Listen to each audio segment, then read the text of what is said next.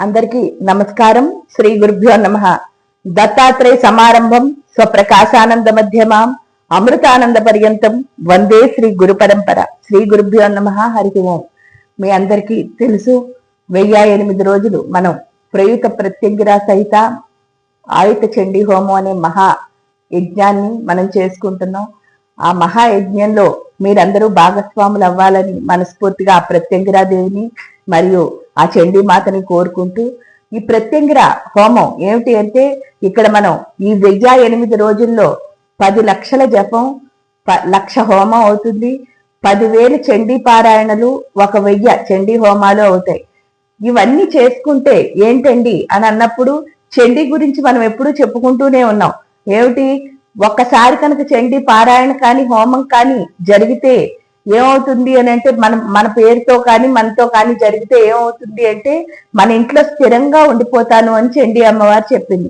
ఆ తర్వాత 100 సార్లు చేసుకుంటే దేవతల్లో ఒకళ్ళని చేస్తాను, అదే 1000 సార్లు చేసుకుంటే వచ్చే ఫలితం గురించి ఆ దేవతలవే మనం కింద మారే స్థితి ఏదైతే ఉందో అది. ఇక్కడ చండీ చేయడం వల్ల ఏంటి అని అంటే, మనకి ఆత్మరక్షణ. అందులో పైగా ఏంటి అంటే, కలియుగంలో చండీ మాత మాత్రమే మనని రక్షిస్తుంది అని చెప్పారు. ఆ చండీ అమ్మవారు ఎక్కడుంటారు అంటే, మణిపురి చక్రంలో ఉండి జఠరాగ్ని రూపంలో మన ఆత్మ శక్తిని పెంచడం ద్వారా మనలో ఏంటి అంటే క్రియాశక్తి అన్నదాన్ని పెంచుతుంది. ఎప్పుడైతే క్రియాశక్తి అన్నది పెరిగిందో మన లోపల ఆటోమేటిక్ గా జ్ఞానశక్తి, మనం అనుకున్న సంకల్పాలన్నీ నెరవేరుతాయి. ఎందుకు అంటే, క్రియాశక్తి రాగానే జ్ఞానశక్తి వస్తుంది. అది రాగానే మనం అనుకున్న సంకల్పాలన్నీ నెరవేర్చుకోవడం అన్నది మనకి అర్థమయ్యి మనం ఏ కోరిక కోరుకున్నామో అవన్నీ తీరుతాయి. అంతేకాకుండా ఆత్మశక్తి అన్నది పెరుగుతుంది చండీ అమ్మవారి వల్ల. ఆ ఆత్మశక్తి ఎప్పుడైతే ఉందో ఇంకా మనం సాధించలేనిది అన్నది ఇక్కడ ఏమీ ఉండదు. దానికి తోడు మనలో ఉన్న ఇన్నర్ ఎనిమీస్ ఏవైతే ఉన్నాయో అవన్నీ తొలగిపోతాయి చండీ వల్ల. ఇంకా ప్రత్యంగిరాదేవి హోమం చేస్తే ఏమవుతుందండి అంటే, మనం లలితాదేవి అంగరక్షకురాలి కింద ప్రత్యంగిరాదేవిని చెప్తాం.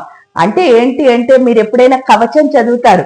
కవచం చదివితే ఏమవుతోంది అని అన్నప్పుడు, బాడీలో ఉన్న ప్రతి పార్ట్ లోనూ పలానా దేవత ఉంది అని చెప్పడం ద్వారా, ఆ మంత్రం ద్వారా అక్కడున్న చెడు అన్నది పోతుంది. అదే విధంగా ప్రత్యంగిరాదేవి అంగరక్షకురాలు అవడం వల్ల మన శరీరంలో ఉన్న ప్రతి భాగాల్లో ఉన్న చెడ్డని తీసేసి మంచిని ప్రవేశపెడుతుంది. అంటే మనలో ఉన్న బలహీనతలన్నీ పోయి మన బలాలు ఎప్పుడైతే మనకు అర్థమవుతాయో, అర్థం అవడం ద్వారా ఫస్ట్ మన స్ట్రెంగ్త్ ఏంటో మనకి ఎప్పుడైతే తెలిసిందో, మనం అనుకున్న వాటిల్లో విజయం సాధించడం ఒకటే. అయితే ఇన్నర్ అంటే లోపల శత్రువులు, బయట నిజం చెప్తే కూడా బయట ఎవరు మనకి శత్రువులు ఉండరు. శత్రువులు అందరూ ఎవరంటే లోపలే ఉంటారు. ఈ లోపలున్న శత్రువులను ఎప్పుడైతే మనం జయించామో, ఎందుకంటే ఓడించడం అంటే ప్రపంచంలో అందరిపైన గెలుపు పొందడం కాదు. ఓడించడం అంటే ఏంటి అంటే, నన్ను నేను గెలవడం. నన్ను నేను ఎప్పుడైతే గెలుస్తానో నేను అనుకున్నవన్నీ సాధించగలుగుతాను. ఆ నన్ను నేను గెలిచే స్థితి ఏదైతే ఉందో అది ప్రత్యంగిర అమ్మవారి వల్ల వస్తుంది. కాబట్టి ఈ 2 హోమాలు ఎంత గొప్ప సంఖ్యతో జరుగుతున్నాయి. కాబట్టి మీరు ఎంతమంది వీలైతే అంతమంది ఇది వర్చువల్ గా పార్టిసిపేట్ చేయొచ్చు. ఇది ప్రతి నెల మీరు కట్టుకోవచ్చు. ఇది 34 నెలల కాలం పాటు జరుగుతుంది. మన ఎప్పుడు అంటే మే 10, 20, 26 అంటే ఈ నెల 10వ తారీఖు 20, 26 వైశాఖ బహుళ అష్టమి రోజు స్టార్ట్ అయ్యి మనకి చివరి రోజు ఎప్పుడు అంటే 20, 29 ఫిబ్రవరి 13వ తారీఖు మహాశివరాత్రి అయిన మొన్నాడు వచ్చే అమావాస్య రోజు మనం మహాపూర్ణాహుతిని చేసుకుంటున్నాం. ఈ 34 నెలల కాలం పాటు పాల్గొవాలనుకున్న వాళ్ళు చాలా బాగా పాల్గొవచ్చు.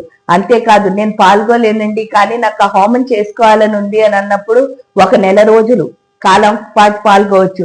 అలా కూడా చేయలేను అన్నప్పుడు 1 రోజైనా మీరు చేసుకోవచ్చు.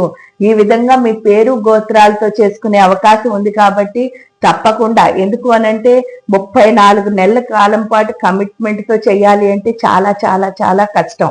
అలాంటి కమిట్మెంట్ అన్నది అమ్మవారు మనకి ఇచ్చి మనందరం చాలా బాగా చేసుకోవాలి అని చేసేటట్టు చెయ్యమని అమ్మవారిని కోరుతూ, మీరందరూ ఇందులో భాగస్వాములై మాతో ప్రయాణించడం ద్వారా మేం చేస్తున్న మంచి కార్యక్రమాలకి మీరు సహాయం చేయడం ద్వారా ఏమవుతుంది అంటే, మీకు మంచిది జరగడం ఒకటైతే రెండోది మీ వల్ల చాలా మందికి మంచి జరుగుతుంది. కాబట్టి ఇందులో ప్రతి ఒక్కళ్ళు వచ్చి భాగస్వాములై మీ పేరు గోత్రాలతో నమోదు చేయించుకుని చక్కగా ఇందులో పాల్గొవాలని మనస్ఫూర్తిగా కోరుతూ, అందరిపైన ఆ ప్రత్యంగిరాదేవి చండీదేవి అనుగ్రహం ఉండాలని కోరుకుంటూ, లోకా సమస్త సుఖినో భవంతు. శ్రీ గురుభ్యో నమః.